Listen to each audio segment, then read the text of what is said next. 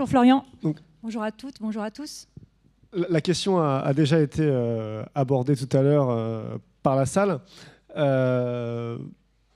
On peut d'abord se demander pourquoi est-ce que l'AFNOR certification intervient sur une session consacrée au règlement européen sur la protection des données.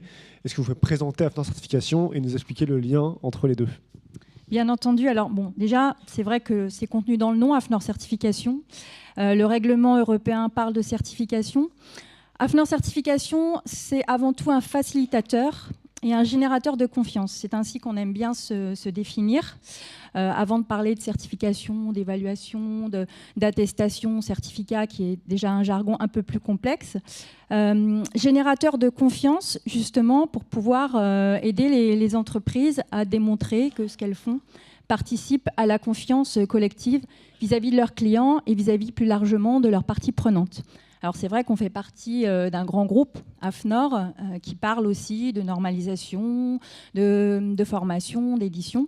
Mais là, on est vraiment sur le sujet de la certification, donc je voulais bien le repréciser. D'autre part, il y a quelques années, on a choisi de se positionner en tant qu'acteur de la confiance numérique. Ça nous paraissait important.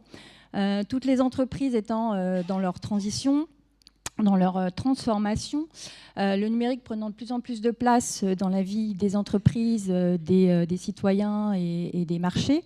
Il y avait des normes aussi qui le permettaient sur la cybersécurité notamment. Donc on s'est dit, il faut qu'en tant qu'acteur de confiance, on soit acteur de confiance sur ce sujet important.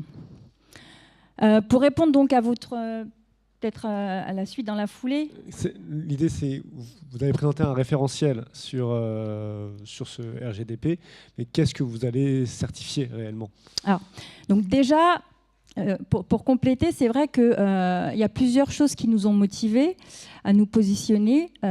Donc, parce qu'en effet, on est sur la sécurité des données déjà, avec l'ISO 27001, ça a été évoqué, il y a des normes. On est aussi positionné sur la gestion du risque. La gestion du risque aujourd'hui pour les entreprises, c'est le risque réglementaire, mais pas uniquement. C'est aussi le risque éthique. Philippe Lemoine a évoqué la responsabilité des entreprises. Dans mon titre, j'ai une double casquette. Je m'occupe à la fois des sujets qui portent sur le numérique et sur la RSE. C'est merveilleux parce qu'avec ce sujet, je peux enfin mettre les deux casquettes en même temps. On est bien sur la responsabilité des entreprises, donc la notion éthique. Et puis la notion d'image. C'est quand même aussi celle-là qui guide les entreprises. On sait que si elle est en défaut sur ces sujets, c'est son image qui est en première ligne finalement et donc qui peut conditionner aussi sa survie. Donc ça nous paraissait vraiment un sujet fondamental pour toutes les entreprises, toutes les organisations. C'est vrai qu'on parle beaucoup d'entreprises, mais au sens plus large, toutes les organisations de toute taille. Et principalement, en effet, les sous-traitants qui sont amenés à gérer, à stocker, à transférer des données. Donc, notre souhait, en tant que justement générateur de confiance et facilitateur, c'est de pouvoir créer un écosystème qui soit favorable justement au stockage, au transfert, aux échanges de données, que ce soit au niveau français, européen et plus largement international, puisque nous sommes positionnés, même si on a une image très franco-française, on est positionné sur l'international. Mais pourquoi est-ce qu'il y aurait besoin d'un label pour certifier qu'on respecte une loi européenne ? Alors, la certification, le label, c'est un outil parmi d'autres. Ce qui est important, c'est que, ça aussi ça a été évoqué tout à l'heure dans la précédente table ronde, c'est que demain, les entreprises qui éventuellement seront mises à défaut pourront prouver qu'elles ont essayé de mettre tout ce qui était nécessaire, de mettre en place tout ce qui était nécessaire pour être conforme à ce règlement européen. Donc ce label, il a cette certification, elle aura plusieurs objectifs finalement, c'est de pouvoir justement se dire j'ai réfléchi à ce qui était nécessaire pour être conforme. J'ai écrit. On est sur une certification, donc la certification, nous, on a repris notre métier de base, écrire ce que je dois faire, vérifier que j'ai fait ce que j'ai écrit, et puis vérifier que ce que j'ai écrit était bien ce qu'il fallait faire. Donc là, on retrouve la même chose, en fait. C'est écrire déjà ce qu'il faut faire pour être conforme, le mettre en place au quotidien et vérifier après que c'est bien mis en place et que c'est bien efficace pour répondre au règlement européen. Concrètement, vous allez envoyer des experts vérifier que tout ce qui est écrit dans le texte européen est appliqué chez les personnes qui demandent la certification? Alors concrètement, c'est pas tout à fait ça, puisque nous on n'est pas le règlement, la réglementation, on n'est pas l'opérateur qui est censé aller contrôler pour l'État, en tout cas pas pour l'instant. Ce qu'on a fait déjà, pour revenir sur la méthode de travail, c'est que, alors en interne, moi dans mon équipe, j'ai un chef de produit, Benoît Pelan, qui lui avait l'expertise sur le numérique, sur cette facette-là du règlement européen. Donc on a choisi de travailler avec un cabinet d'avocats, le cabinet Artemon, et plus précisément Farid Bouquet-Taya, qui lui nous apportait le volet juridique pour pouvoir comprendre ce règlement européen qui tout de même n'est pas toujours simple, il est dense, alors pas plus compliqué forcément qu'une norme, certains diront, mais en tout cas on avait moins l'habitude de maîtriser ce type de texte et surtout on n'avait pas forcément la compétence pour décrypter en fait tout ce que ça signifiait pour une entreprise. Donc le travail qu'on a fait, c'est qu'on a passé en revue chacun des critères, il y en a beaucoup qui ont été cités, et pour chacun de ces critères, on a calqué ce qu'on a l'habitude de faire quand on va certifier des entreprises sur des certifications de moyens, puisque ça a été évoqué aussi. On ne va pas vérifier tout ce que fait l'entreprise, on va procéder par échantillonnage.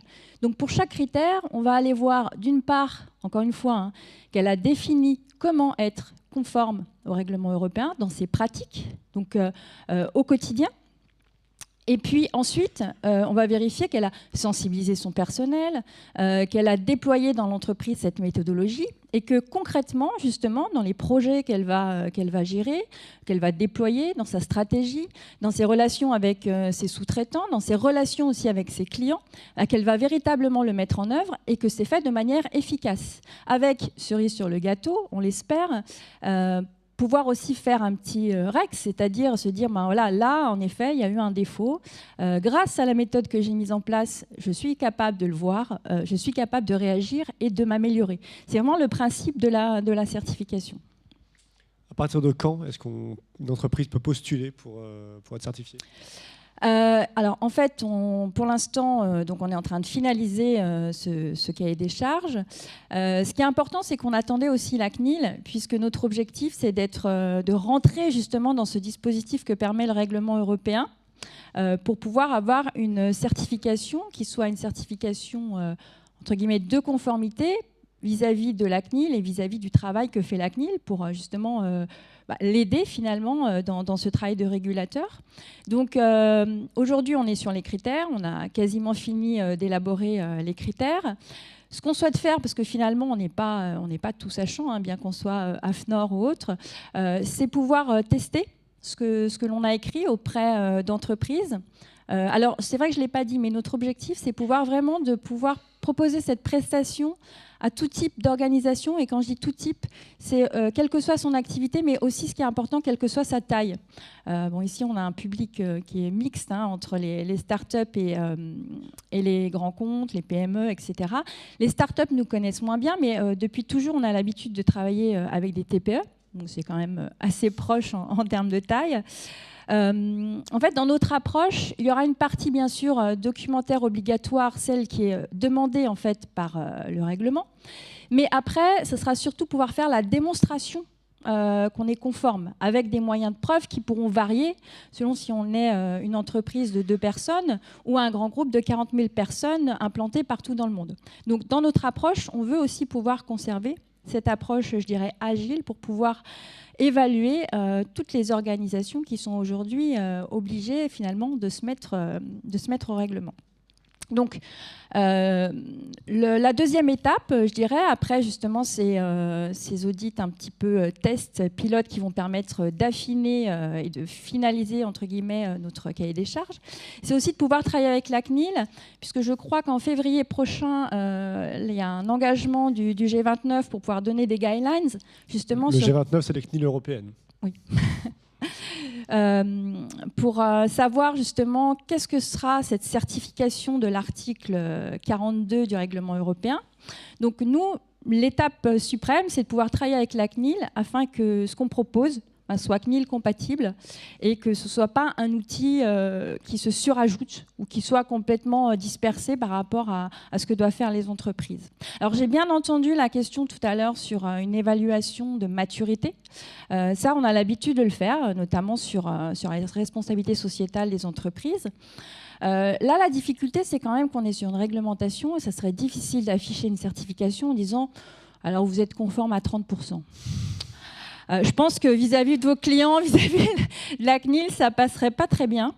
Par contre, ça ne nous empêche pas, nous, de réfléchir à d'autres outils. Aujourd'hui, on propose des questionnaires, par exemple, pour interroger... Alors, on propose de façon générale, le questionnaire pour un règlement européen n'existe pas encore, mais de façon générale, on propose des questionnaires justement pour interroger ces fournisseurs, pour faciliter le travail des entreprises, pour savoir justement où en sont les fournisseurs sur telle ou telle thématique. On proposera sans doute aussi des outils qui permettront de mesurer la maturité, mais il n'y aura pas forcément de signe de reconnaissance, puisque derrière, ça serait un petit peu mentir que de dire que voilà, on est en partie conforme, en partie pas. C'est toujours en plus très subjectif après en termes d'interprétation. La réponse est claire. Merci beaucoup. Merci.